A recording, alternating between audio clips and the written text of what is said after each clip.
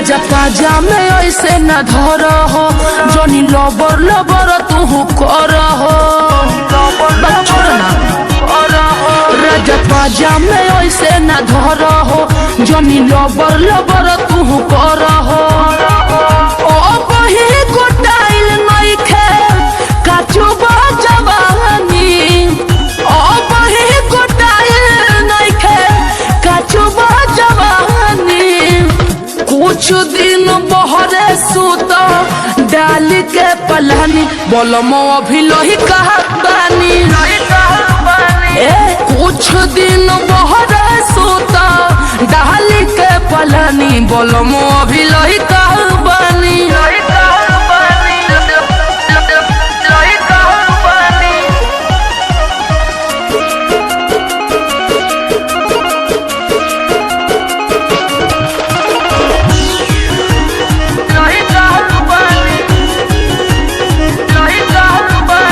साड़ी सारा काई जोनी हमारा कमर से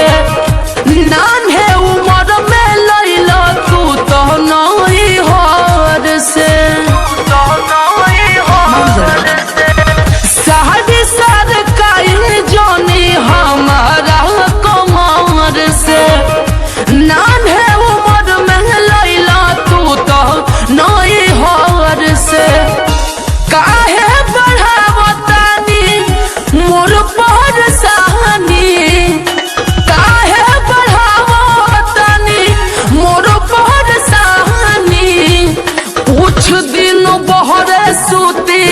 डाल के पलानी बोलमो भी लोही कहानी कुछ दिन बहरे सूती डाल के पलानी बोलमो भी लोही